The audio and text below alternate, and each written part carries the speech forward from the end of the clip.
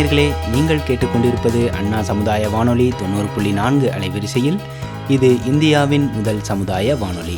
நேயர்களே, இப்பொழுது நாம் கேட்க இருப்பது நமது அண்ணா சமுதாய வானொலியும் மதராஸ் உர நிறுவனமும் இணைந்து வழங்கும் பிரதமரின் பிரணாம், தாய் பூமியின் மறுசீரமைப்பு, ஊட்டச்சத்து விழிப்புணர்வு மற்றும் மேம்படுத்தலுக்கான திட்டம் பற்றிய தொடர் நிகழ்ச்சியின் 12ஆம் பாகமாக அங்கக வேளாண்மையில் பஞ்சகாவியா மற்றும் ஆட்டு எரு உரங்கள் பற்றி தெரிந்து கொள்ள இருக்கிறோம்.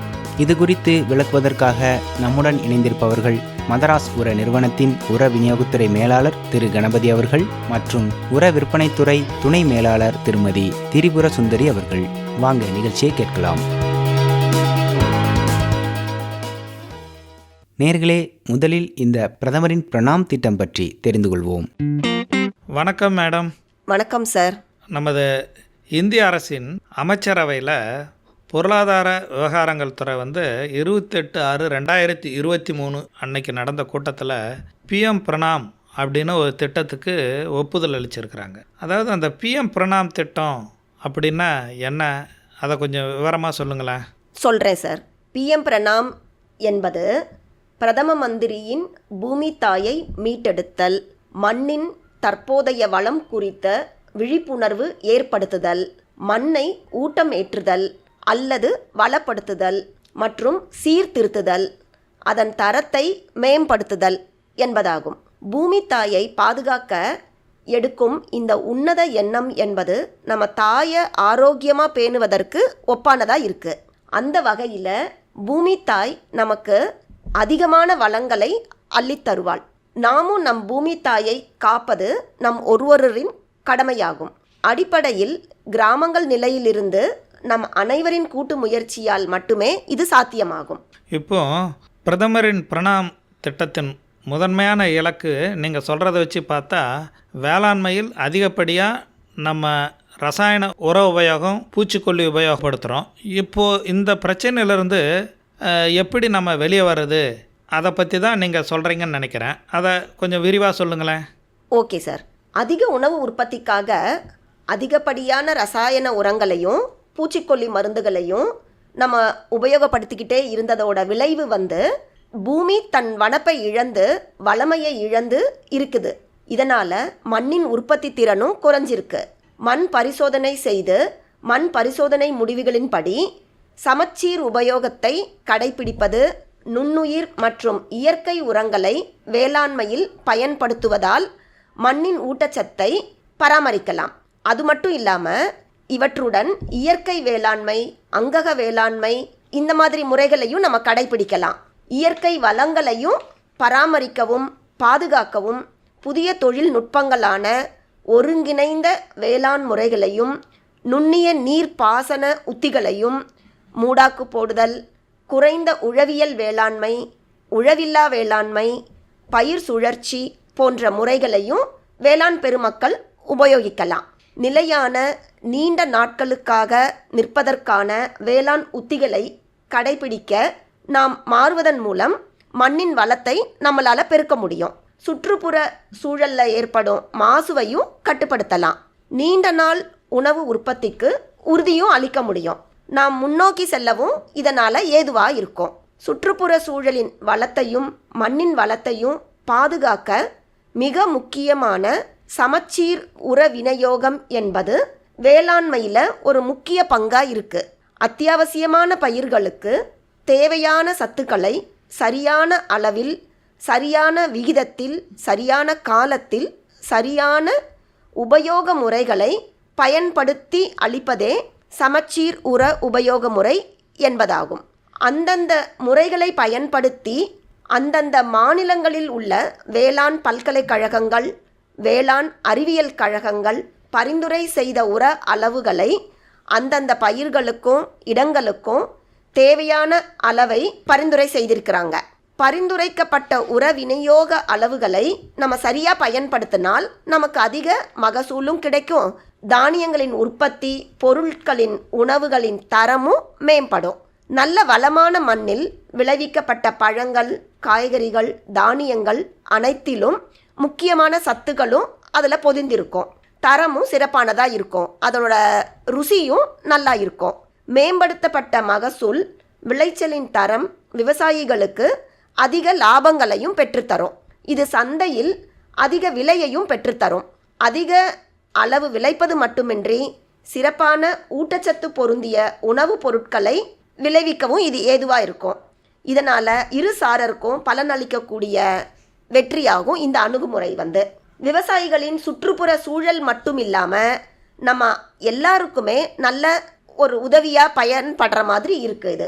உரங்களை சீரிய முறையில் முறையாக உபயோகப்படுத்தினால் நல்ல மகசூல் பெறுவது மட்டுமின்றி நமது விளைநிலங்களும் வளமானதாக விளங்கி அடுத்த தலைமுறைக்கு உதவிகரமாகவும் இருக்கும். அதனால் நான் எல்லாரும் தொடர்ந்து சமச்சீர் உர நிர்வாகத்தை கடைபிடிப்பதன் மூலம் வளமான நீடித்த நிலையான வேளாண்மையை தொடர்ந்து நல்ல எதிர்காலத்திற்கும் ஆதரவளிக்கலாம், மாற்றத்தின் அங்கமாகவும் நாம் விளங்கலாம். சரியாக சொன்னீங்க மேடம். இப்போ நீங்கள் சொல்கிறது எல்லா துறைகளையும் ஒருங்கிணைந்து இப்போ இன்றைய காலகட்டத்துக்கு என்ன செய்யணுமோ அதை விரிவாக இதை சொல்லியிருக்கிறீங்க. மிகச்சிறப்பான செயல். இப்போது நம்ம பாரத நாட்டின் முழக்கமாக நமது லட்சியம் வளர்ச்சி அடைந்த பாரதம் அப்படின்னு டிவிலையும் ரேடியோவிலையும் சமீப காலமாக கேட்டுக்கிட்டு இருக்கோம். இந்த நமது லட்சியம் வளர்ச்சி அடைந்த பாரதம் வேளாண்மை துறையில் நமக்கு எந்த வகையில் உபயோகப்படுகிறது, அதை பற்றி கொஞ்சம் சொல்லுங்களேன். இது பிரதமரின் அந்த பிரணாம் என்ற திட்டத்தையும் வேளாண்மையில் ட்ரோன்களின் உபயோகத்தினை மக்களுக்கு ஊக்குவிப்பதும் ஆகும்.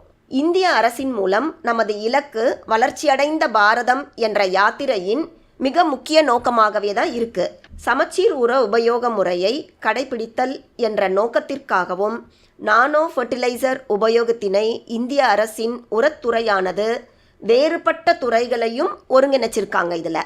அதில் உர உற்பத்தி நிறுவனங்கள், பிரதமரின் விவசாய செழுமை நிலையங்கள், வேளாண் அதிகாரிகள் மற்றும் சிறப்பு அதிகாரிகளை இந்த திட்டத்துக்காக ஈடுபடுத்தி இருக்கிறாங்க. பிரதமரின் பிரணாம் திட்டத்தின் முத்தாய்ப்பு என்ன என்று கேட்டிங்கன்னா ட்ரோன்களின் உபயோகம்தான். அதில் ட்ரோன் மூலமாக செயல் விளக்கம் செய்து மக்களுக்கு காண்பிக்கிறாங்க. இதில் நானோ யூரியா, நானோ டிஏபி, நீரில் கரையும் திரவ பூச்சிக்கொல்லி, பூஞ்சான் கொல்லிகள் போன்றவைகளை வேறுபட்ட பயிர்களில், மரப்பயிர்களில், தோட்டங்களில், தோட்டக்கலை பயிர்களில் தெளித்து காண்பிக்கிறாங்க. இந்த முன்னெடுப்பு ஆயிரக்கணக்கான ட்ரோன்களை செயல் விளக்கத்தில் இறக்கி இருக்கிறாங்க. 29 மாநிலங்கள், யூனியன் பிரதேசங்களில் உள்ள மாவட்டங்களில் கிராமங்கள் தோறும் செயல் விளக்கங்களை செஞ்சு எல்லாருக்கும் காமிக்கிறாங்க. இந்த செயற்கரிய செயலானது அனைத்து பொதுமக்களையும் விவசாயிகளையும் கவர்ந்திருக்கிறது. விவசாயத்தில் புதிய தொழில்நுட்பம் கடைபிடிக்கப்பட்டுள்ளது. இந்த வியத்தகு முன்னெடுப்பு முன் எப்போதும் இல்லாத ஒன்று இந்த பிரதமரின் பிரணாம் என்ற திட்டம். இதோட நோக்கங்களையும் நிலையான நீடித்த விவசாய முறைகளை வேளாண் பெருமக்களிடம் விளங்க வைக்கவும் பழக்கப்படுத்தவும் கொண்டு சேர்க்கும் கருவியாக இந்த ட்ரோன் இருக்கிறது.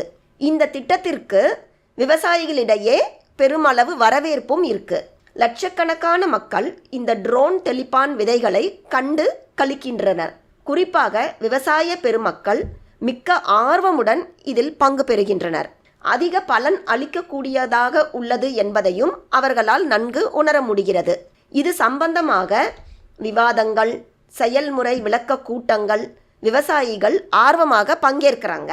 அதன் அடிப்படையில் அங்கக வேளாண்மையின் அவசியத்தையும் அதன் விழிப்புணர்வையும் அனைத்து விவசாயிகளையும் சென்று சேர்ந்திருக்கிறது. புதுமையை விரும்பும் ஆர்வமுள்ள விவசாயிகள் ட்ரோன் தொழில்நுட்பத்தை முன்னெடுத்து உபயோகிக்க விருப்பமும் தெரிவிச்சிருக்காங்க. செலவு அதிகம் பிடிக்காத உகந்த உத்தியாக உள்ள இந்த புதிய தொழில்நுட்பங்களை அவர்களில் வேளாண்மையில் பயன்படுத்த மிக்க ஆர்வம் உடையவர்களாகவும் நிலைத்த நீடித்த வேளாண்மையில் சிக்கன நடைமுறையாகவும் அறியப்பட்டு லாபகரமாக வேளாண்மை தொழில் இனி வளரும் எனவும் நம்புகிறார்கள். இத்திட்டம் மகளிர் சுய உதவி குழுக்களுக்கு ட்ரோன்களை வழங்க உள்ளது. இதனால் இப்புதிய தொழில்நுட்பத்தை பயன்படுத்தி மகளிரின் வாழ்வாதாரமும் சிறக்கும் என்ற எண்ணம் மகளிருக்கும் ஏற்பட்டிருக்கிறது. இதில் பிரதமரின் ட்ரோன் தீதி திட்டம் அப்படின்னு சொல்கிறாங்களே, அதுவும் இது கூட சேர்ந்ததுங்களா? ஆமாங்க சார். பிரதமரின் வேளாண்மை செழுமை நிலையங்கள் நமது லட்சியம் வளர்ச்சியடைந்த பாரத திட்டத்தின் பலன்களை விவசாயிகளுக்கு கொண்டு செல்ல பேருதவியாக இருந்து வருகிறது. பிரதமரின் வேளாண்மை நிலையங்களில் செயல்பாடு ஒரு கூட்டு முயற்சியாக இந்த முன்னெடுப்பில் காண முடிகிறது. நமது லட்சியம் வளர்ச்சியடைந்த பாரதம் என்ற யாத்திரை இந்த பயணம் வெறும் பயணம் மட்டும் இல்லை. இது புரட்சிகர நவீன விவசாயத்தின் புதிய பரிணாம வளர்ச்சியாகவும் முன்னேற்ற பாதையின் அடுத்த கட்டமாகவும் இது அறியப்படுகிறது. இந்த பயணம் ஆரம்பித்த நாளிலிருந்து காலம் செல்ல செல்ல நாளுக்கு நாள் இதற்கான வரவேற்பை காணும்போது இந்த வேளாண்மையின் மறுபரிமாணம் வளர்ச்சி உறுதி செய்யப்பட்டிருக்கிறது. புதிய கண்டுபிடிப்புகளை வேளாண்மையில் புகுத்தி நவீன வேளாண் புரட்சியின் மூலம் எல்லோருக்குமான வளர்ச்சியாகவும் இது இருக்கு. ட்ரோன் தொழில்நுட்பத்தை ஊக்கப்படுத்துவதன் மூலமாக நானோ உரங்கள் நிலைநிறுத்தப்பட்டு நிலையான விவசாய உத்திகள் பற்றிய விழிப்புணர்வு மட்டுமின்றி விவசாயிகளை ஊக்கமும் உற்சாகமும் ஊட்டுகிறது. நவீனங்களை கடைபிடித்து இயற்கையோடு இணைந்து வளர்ச்சியடைய எதிர்காலங்களில் உதவிகரமாக இருக்கும் என திட்டவட்டமாக எல்லோரும் நம்புறாங்க. இந்த வேளாண்மை புரட்சி வெளிப்படும் போது நமது லட்சியம் வளர்ச்சியடைந்த பாரதம் என்ற பயணம் நம் நாட்டின் வளர்ச்சிக்கு வித்தாகவும் உறுதுணையாகவும் விளங்கும் என்பதற்கு சான்றாகவும் இது இருக்குது. இதன்படி இந்தியா வளர்ச்சியடைந்த நாடாகவும் வேளாண்மையில் நீடித்த நிலையான நாடாக விளங்கும் என்றும் தெள்ளத் தெளிவாக நம் கண்முன் காணப்படுது. மிக சிறப்பாக சொன்னீங்க மேடம். இந்த பாரத பிரதமரின் பிரணாம் திட்டமும் நமது லட்சியம் வளர்ச்சியடைந்த பாரதம், இதில் ட்ரோன்களின் உபயோகம், சமச்சீர் உர விநியோகம், இதை பற்றி தெளிவான ஒரு எண்ணங்களை சிறப்பாக செய்தீங்க. நன்றி. நன்றி சார். நேர்களே, தொடர்ந்து இன்றைய தலைப்பான பஞ்சகாவியா மற்றும் ஆட்டு எரு உரங்கள் பற்றி தெரிந்து கொள்வோம். பயிர் மேம்பாட்டில் பஞ்சகாவியாவின் உபயோகத்தை பற்றி கொஞ்சம் சொல்லுங்க சார். ஓகே. பஞ்சகாவியா ஒரு சிறந்த இயற்கை உரமாக இருக்கிறதோட இல்லாமல் பயிர் வளர்ச்சியை ஊக்குவிக்கிற ஒரு உயிர் திரவமாகவும் இருக்குது. பூச்சி மற்றும் நோய் தாக்குதலுக்கு எதிர்ப்பாற்றலையும் ஊக்குவிக்கும் காரணியாகவும் இது இருக்குது. தமிழ்நாட்டில் பஞ்சகாவியா இயற்கை வழி வேளாண்மையில் ஒரு புரட்சியை ஏற்படுத்தியிருக்குது. இது இல்லாமல் உலக அளவுலேயும் ஒரு பஞ்சகாவியா ஒரு தாக்கத்தையும் ஏற்படுத்தியிருக்கு. தமிழ்நாட்டில் உள்ள பாரம்பரிய தொழில்நுட்பத்தில் அனுபவம் வாய்ந்த இயற்கை வழி சாகுபடியாளர்களின் சீரிய செயல்முறைகளின் அடிப்படையில் தான் இந்த பஞ்சகாவியா தயாரிக்கப்பட்டிருக்குது. அப்படியா சார்? இந்த பஞ்சகாவியா தயாரிக்கிறதுக்கு என்னென்ன பொருட்கள்லாம் தேவைப்படும், அதனோட பயன்கள் எல்லாம் என்ன அப்படின்றத பற்றி கொஞ்சம் விரிவாக சொல்லுங்களேன் சார். இதில் பஞ்சகாவியா தயாரிக்கிறதுக்கு மாட்டின் கோமியத்தில் அதிக அளவு யூரியாவானது உரம் மற்றும் ஹார்மோனாக செயல்படுது. கோமியத்தில் யூரிக் அமிலம், ஹிப்யூரிக் அமிலம், sodium chloride, calcium sulphate, magnesium sulphate, potassium hippurate போன்ற தாதுக்கள்லாம் மாட்டு கோமியத்தில் இருக்குது. இந்த பசு சாணத்தில் 82% நீரும் 18% திடப்பொருளும் உள்ளது. இப்போ மாட்டுப்பால் சாருண்ணி பாக்டீரியாவுக்கு சிறந்த ஊடகமாக உள்ளதோடு நச்சுயிர்களுக்கு எதிர்கொல்லியாகவும் விளங்குகிறது. பாலில் உள்ள புரதம், கொழுப்பு, கார்போஹைட்ரேட், அமினோ அமிலம், கால்சியம், ஹைட்ரஜன், லாக்டிக் அமிலம் மற்றும் லாக்டோபேசிலஸ் பாக்டீரியா போன்றவை பயிர் வளர்ச்சியை ஊக்குவிக்குது. பசு நெய்யானது பயிர் வளர்ச்சியை மேம்படுத்த பண்டைய காலத்திலிருந்தே பயன்படுத்தப்பட்டு வருகிறது. பசு நெய்யில் vitamin A, vitamin B, calcium, இது போக கொழுப்பு பொருட்களும் இருக்குது. மேலும் வெட்டுக்காயங்களில் தொற்று நோயை தடுக்கும் குளுக்கோசைடும் இதில் இந்த நெய்யில் இருக்குது. மாட்டு தயிரில் அதிக அளவில் நொதித்தலுக்கு காரணமான நுண்ணுயிர்கள் உள்ளன. இந்த கரும்பு சாறானது நுண்ணுயிர்களை ஊக்குவிப்பதன் மூலமாக நொதித்தலுக்கு உதவுகிறது. தென்னை இளநீரானது கைனட்டின் என்ற அமினோ அமிலத்துக்கு விலைமலிவான மாற்றாக செயல்படுவதுடன் பயிர்களின் பச்சையத்தையும் அதிகப்படுத்தவும் அந்த தன்மையை இந்த கைனட்டின் கொண்டிருக்கிறது. இப்போ இது என்ன பொருள்லாம் தேவைப்படுறதுன்றத சொன்னீங்க. இதை எப்படி ப்ரிப்பேர் பண்ணலான்றதையும் கொஞ்சம் சொன்னீங்கன்னா நம்ம விவசாயிகளுக்கு உதவியாக இருக்கும் சார். இப்போது ஒவ்வொரு பொருளும் அதோட தன்மைகளையும் என்னென்ன பொருள் தேவைப்படும் அப்படின்றதையும் நம்ம சொன்னோம். இப்போது ஒரு 20 லிட்டர் பஞ்சகாவியா தயார் பண்ணுறதுக்கு அதுக்கு நமக்கு என்னென்ன பொருட்கள் தேவை அப்படின்றத பற்றி நம்ம இப்போ பார்க்கலாம். பசுஞ்சாணம் 5 கிலோவோட பசுமாட்டு நெய் 1 லிட்டரை கலந்து ஒரு பிளாஸ்டிக் வாளியில் 3 நாட்களுக்கு வைத்துட்டு தினம் ஒரு முறை இதை பிசைஞ்சு விடணும். 4வது நாள் மற்ற பொருள்களுடன் இவற்றை ஒரு வாய் அகன்ற மண்பானை அல்லது சிமெண்ட் தொட்டி அல்லது பிளாஸ்டிக் தொட்டியில் போட்டு கையால் நல்லா கரைச்சி கலக்கி கம்பி வலையால் மூடி நிழலில் வைக்கணும். ஒரு நாளைக்கு 2 தடவை காலையிலையும் மாலையிலையும் 20 நிமிஷம் கிளறி விட்டுக்கிட்டே இருக்கணும். இது அதில் இருக்கிற ஆக்சிஜனை பயன்படுத்தி வாழும் நுண்ணுயிர்களின் செயல்திறனை ஊக்குவிக்குது.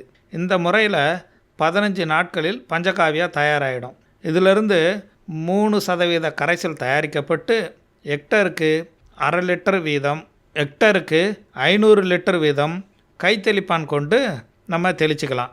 பயிர் மேம்பாட்டில் பஞ்சகாவியாவின் பங்கை பற்றி கொஞ்சம் சொல்லுங்கள் சார்.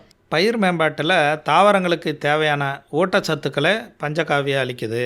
பயிர்களின் வளர்ச்சியை மேம்படுத்துது. பயிர்களின் வேர் பெருக்கத்தினை அதிகரிக்குது. பூச்சி மற்றும் நோய் தாக்குதலிருந்து பயிர்களை பாதுகாக்கிறது. தரமான விளைபொருட்களை உற்பத்தி செய்யவும் இந்த பஞ்சகாவியா உதவுது. பயிர்களின் விளைச்சல் திறனும் கூட 20லிருந்து 23% அதிகரிக்கிறது.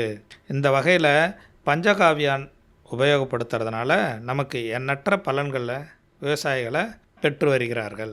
ரொம்ப மகிழ்ச்சி சார். பஞ்சகாவியாவை அப்போ எல்லாருமே உபயோகப்படுத்தலாம் போல இருக்கே. சரியாக சொன்னீங்க மேடம். நம்ம இந்த ஆட்டு எரு இதை அங்கக வேளாண்மையில் நம்ம எவ்வாறு உபயோகப்படுத்துகிறோம், அது எந்த வகையில் மருந்தாக பயன்படுகிறது, அதை பற்றி கொஞ்சம் விரிவாக சொல்லுங்களேன். சொல்கிறேன் சார். ஆட்டு எரு என்பது அங்கக வேளாண்மையில் ஒரு அருமருந்தாக தான் கருதுகிறாங்க. அதை ஆடு அவ்வருடம் மாடு மறுவருடம் என்பது தான் பழமொழி. இதன் பொருள் என்னென்னா, ஆட்டு புழுக்கையை உடனடியாக நம்ம பயிர்களுக்கு உரமாக பயன்படுத்தலாம். ஆனால் மாட்டு சாணத்தை மக்க செய்து அது அடுத்த வருடம்தான் அதை பயன்படுத்த முடியும். அங்கக வேளாண்மைக்கு அதிக முக்கியத்துவம் தரும் இக்காலகட்டத்தில் ஆட்டு எருவின் மகத்துவம் பற்றி விவசாயிகள் தெரிந்து கொள்வது மிக முக்கியமாகும். ஆட்டு எருவின் சிறப்பு அம்சங்கள் என்னென்னா, ஆட்டு எருவில் 60 முதல் 70% வரை நீர்ச்சத்து, 25% தழைச்சத்து, 1% மணிச்சத்து, 2% சாம்பல் சத்தும் இருக்குது. ஆட்டு எருவில் அதிக தழைச்சத்து மண்ணின் நயத்தை உயர்த்துவதாக இருக்கிறது. பயிர்கள் அதனால் நன்கு வேர் பிடித்து வளர்வதற்கும் நீரை தக்க வைத்து கொள்வதற்கும் ஒரு சூழலை ஏற்படுத்தி தருது. ஆட்டு எருவானது அது புழுக்கையாக இருக்கிறதுனால எருவை சேகரிப்பது பயன்படுத்துவது மிகவும் ஈஸியாக இருக்குது. அது சீக்கிரமாகவும் மக்கிவிடும். ஆட்டு புழுக்கையில் ஈரத்தன்மை குறைவாக இருப்பதனால துர்நாற்றம் இல்லாமல் இருக்கிறது. அதனால் அதை உபயோகப்படுத்துவதும் எளிதாக இருக்கிறது. ஆட்டு எருவை பூச்செடிகள், மூலிகை செடிகள், காய்கறி செடிகள் மற்றும் பழ மரங்களுக்கும் உரமாக பயன்படுத்தலாம். மாடி தோட்டம் அமைக்கிறவங்களுக்கு ஆட்டு எரு ஒரு வரப்பிரசாதம். ஆட்டு எருவில் மாட்டு எருவில் உள்ளதை போல 2 மடங்கு தழை சத்தும் சாம்பல் சத்தும் இருக்கு. ஆட்டு எருவினை விளைநிலங்களில் பயன்படுத்துவதன் மூலம் முதலில் பயிரிடப்படும் பயிரானது ஆட்டு எருவிலிருந்து 30% ஊட்டச்சத்தினை பெற முடியும். இரண்டாவது பயிர் 70% ஊட்டச்சத்தினை பெறும். ஒரு ஆடு சராசரியாக ஒரு நாளைக்கு 1.25 கிலோ அளவு புழுக்கைகளை வெளியேற்றுகிறது. சராசரியாக ஒரு வருடத்திற்கு 600 கிலோ வரை நம்மளுக்கு எரு உற்பத்தி செய்ய ஏதுவாக இருக்குது. ஆட்டு எருவில் உள்ள சத்துக்களின் அளவு ஆட்டின் இனம் மற்றும் அவை உட்கொள்ளும் தீவனத்தை பொறுத்தே இருக்கும். எனவே ஆடுகளுக்கு புரதச்சத்து மிகுந்த தீவன பயிர்களான வேலி மசால், தீவன தட்டப்பயிறு, சுபா புல் போன்றவற்றை அளிப்பதன் மூலம் எருவில் தழைச்சத்து மற்றும் நுண்ணூட்ட சத்துக்களை அதிகரிக்க முடியும். இப்போது இந்த ஆட்டு எருவினை நம்ம நேரடியாக பயன்படுத்தலாமா? அதை கொஞ்சம் சொல்லுங்களேன். நிச்சயமாக நேரடியாகவும் பயன்படுத்தலாம். தோட்ட பயிர்களுக்கும் பயன்படுத்த முடியும். ஆனால் நேரடியாக பயன்படுத்தப்படும் பயிர்களுக்கு, அதாவது கேரட், தக்காளி, கத்தரி, இதெல்லாம் அறுவடைக்கு 120 நாட்களுக்கு முன்னரே இந்த ஆட்டு எருவை நேரடியாக விட வேணும். ஆட்டு எருவினை நேரடியாகவும் தோட்ட பயிர்களுக்கு பயன்படுத்த முடியும். ஆனால் நேரடியாக உணவாக பயன்படுத்தப்படும் பயிர்களுக்கு கேரட், தக்காளி, கத்தரி இவற்றுக்கெல்லாம் உபயோகப்படுத்தும் போது அறுவடைக்கு 120 நாட்களுக்கு முன்னரே இந்த ஆட்டு எருவை இட வேணும். ஆட்டு எருவினை நேரடியாக பயன்படுத்தணும்னா 2-3 நாட்களுக்கு வெயிலில் நன்கு உலர வச்சு அதை பயன்படுத்துவது நல்லது. இது எதற்காகனா நோய்களை பரப்பக்கூடிய கிருமிகள் ஏதாவது இருந்தாலும் அவை சூரிய ஒளியில் அழிக்கப்பட்டுவிடும். இப்படி காய வச்ச ஆட்டு எருவினை பிற்கால தேவைக்கும் நம்ம யூஸ் பண்ணிக்கலாம், சேமிச்சு வச்சுக்கலாம். அப்புறம் மக்க செய்தும் ஆட்டு உரம் தயாரிக்கலாம். அது எப்படின்னா ஆட்டு எருவினை மாட்டு எருவினை போல் 4 முதல் 6 மாதங்களுக்கு மக்க வைத்து உரமாக பயன்படுத்தலாம். ஆனால் இந்த முறையில் ஆடுகளின் சிறுநீரை சேமிக்க இயலாததால் சிறுநீரில் உள்ள சத்துகள் வீணாகிவிடும். ஆட்டு எருவினை மக்க செய்வது மிகவும் எளிதாகும். புழுக்க வடிவில் இருப்பதனால அதிக உள்காற்றோட்டம் கிடைப்பதால் மக்குவதற்கான கால அளவு இதில் ரொம்ப குறைவு. சுமார் 3-4 மாதங்களிலேயே மக்கிவிடும். ஆடுகளின் புழுக்கையுடன் தீவன கழிவுகள், புற்கள், காய்ந்த இலைகள் போன்றவற்றையும் சேர்த்து ஓரிடத்தில் சேகரித்து வைக்கலாம். இதற்கென சிறிய தொட்டியை கூட நம்ம பயன்படுத்தலாம். எருவினை ஈரப்பதம் இருக்குமாறு பார்த்துக்கணும். ஆட்டு எருவினை அடிக்கடி கிளறி விடுவதன் மூலமாக காற்றோட்டத்தை அதிகரித்து எளிதில் மக்க செய்ய முடியும். எருவின் அளவு குறைவாக இருப்பின் விரைவில் மக்கிவிடும். இவ்வாறு ஆட்டெருவினை மக்க செய்து பயன்படுத்துவதன் மூலம் அதன் சத்துக்களை நம்மளால் பல மடங்கு அதிகரிக்க முடியும். சரியாக சொன்னீங்க மேடம். இந்த ஆழ்கூல முறையில் ஆட்டு உரம் தயாரிக்கிறது, இந்த முறையை பற்றி கொஞ்சம் விவரமாக சொல்லுங்களேன். இந்த ஆழ்கூல முறையில் கொட்டகையில் அடைத்து வச்சு வளர்க்கப்படும் ஆடுகளை பின்பற்றப்படும். இந்த முறையில் நல்ல தரமான ஆட்டு எருவினை பெற முடியும். ஆட்டு கொட்டகையின் தரையில் சுமார் 1/2 அடி உயரத்திற்கு வைக்கோல், நிலக்கடலை தோல், தென்னை நார்க்கழிவு, மரத்தூள் போன்றவற்றில் ஏதாவது ஒன்றை பயன்படுத்தி படுக்கை போல் அமைத்து அதன் மேல் ஆடுகளை அமர்த்த வைக்கணும். இந்த முறையில் ஆடுகளின் சிறுநீர் படுக்கை பொருட்களால் அது உறிஞ்சப்படும். அதனால் பயன்படுத்தப்பட்ட படுக்கை பொருளை அதன் ஈரப்பதத்தை பொறுத்து 3-4 மாதங்களுக்கு ஒரு முறை மக்க செய்து விவசாயத்திற்கு உரமாக பயன்படுத்தலாம். இம்முறையில் ஆடுகளின் சிறுநீரில் உள்ள தழைச்சத்து வீணாவது தடுக்கப்படுகிறது.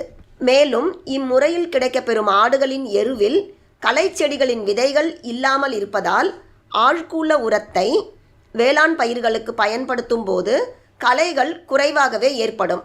இதனால் களை எடுக்கும் செலவும் குறையும். வீட்டு தோட்டங்களில் மரக்கன்றுகள் மற்றும் காய்கறி நாற்றுகள் உற்பத்தி செய்வோர் இந்த ஆழ்கூல முறையில் உற்பத்தி செய்யப்பட்ட உரத்தினை பயன்படுத்துவதன் மூலமாக களைகள் இன்றி நல்ல தரமான கன்றுகளை உற்பத்தி செய்ய முடியும். இப்போ சிறப்பாக சொன்னீங்க மேடம். இப்போ இந்த ஆடுகளை கிடை போடுறது, பட்டி அடைக்கிறது அப்படின்னு பெருவாரியாக காலங்காலமாக பயன்படுத்தப்பட்டு வருகிறது. அதை பற்றி கொஞ்சம் விவரமாக சொல்லுங்கள். ஆட்டு கிடை போடுதல் என்றால் நம் பாரம்பரிய வேளாண் தொழில்நுட்பத்தில் மிக முக்கியமான ஒன்றாகும். இது தமிழகத்தில் குறிப்பாக தென் மாவட்டங்களான திருநெல்வேலி, தூத்துக்குடி, ராமநாதபுரம், விருதுநகர், மதுரை, சிவகங்கை, திண்டுக்கல் போன்ற பகுதிகளில் இந்த முறை மிகவும் அதிகமாக பின்பற்றப்படுகின்றது. இந்த முறையில் பகலில் மேய்ச்சலுக்கு விடப்பட்ட செம்மறி ஆடுகள் இரவு முழுவதும் விளைநிலங்களில் தற்காலிக தடுப்புகள் அமைத்து அடைத்து வைக்கப்படுகிறது. இதனால் ஆடுகளின் சாணம் மற்றும் சிறுநீர் விளைநிலங்களுக்கு உரமாக பயன்படுகிறது. இந்த முறையில் சிறுநீரில் உள்ள தழைச்சத்து வீணாகாமல் நேரடியாக பயன்படுத்தப்படுகிறது. பொதுவாக ஒரு நிலத்தில் 2 ஆண்டிற்கு ஒரு முறை கிடை போடணும். ஏக்கர் ஒன்றுக்கு சுமார் 1700 முதல் 2000 ஆடுகள் வரை தேவைப்படும். ஒவ்வொரு நாள் இரவும் இடம் மாறி மாறி கிடை போடணும். ஆட்டுக்கிடை அமைப்பதன் மூலம் நிலத்தின் உரிமையாளர் தனது நிலத்தின் மண் வளத்தை பெருக்கிக் கொள்ள முடியும். ஆடு வளர்ப்போர் இதற்கென வருமானம் பெறுகின்றனர். இதன் மூலம் நிலத்தின் உரிமையாளர் மற்றும் ஆடு வளர்ப்போர் இருவருமே பயன்பெறுவார்கள். இப்போ இந்த ஆட்டுக்கடை அமைக்கிறதுனால பலன்கள் என்ன மேடம்? மண்ணுக்கு என்ன பலன்? இந்த வகையில் விவசாயத்துக்கு எந்த வகையில் இது உபயோகப்படுது, அதை பற்றி கொஞ்சம் சொல்லுங்களேன். இதனோட பயன் என்னன்னா, உவர் அல்லது கலர் நிலத்தில் ஆட்டுக்கிடை போடுவதால் மண் வளம் அதிகரிக்கும்.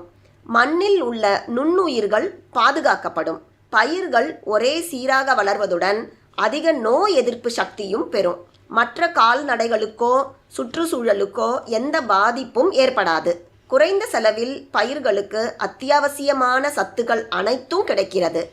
களைகளின் உற்பத்தி குறையும். இப்போது ஆட்டு எருன்றது அங்கக வேளாண்மையில் அருமருந்தாக விளங்குறன்றது நமக்கு தெள்ள தெளிவாக விளங்குகிறது. நன்றி மேடம். நன்றி சார். நேர்கள் இதுவரை கேட்டது அண்ணா சமுதாய வானொலி மற்றும் மதராஸ் உர நிறுவனம் இணைந்து வழங்கிய பிரதமரின் பிரணாம் திட்டம் பற்றிய தொடர் நிகழ்ச்சியின் 12ஆம் பாகம். மீண்டும் அடுத்த நிகழ்ச்சியில் சந்திப்போம். நன்றி, வணக்கம்.